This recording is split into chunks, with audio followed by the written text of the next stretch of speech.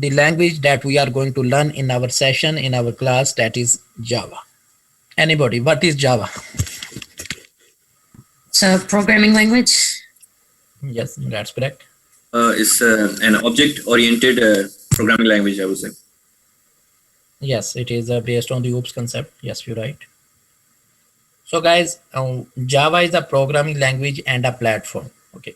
So what I mean, the programming language, you all understand that it is a one language that with the help of which we able to write the computer programs and all these.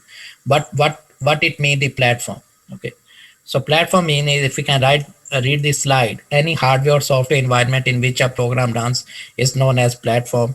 So since Java has its own runtime environment and API, it is called platform. So basically, guys, to execute the program, okay, Java is independent of on anything.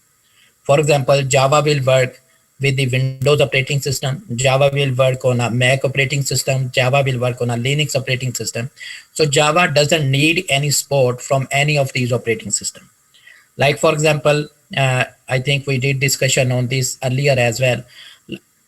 Sometimes you are bringing some CD or you are downloading some application that only specifically for the specific operating system. Like it is for the, you can say, if for Windows based applications are only for Windows, it will not work in Mac. So some applications are working in Mac, but it is not available for Windows. So these are operating system dependent things. Okay.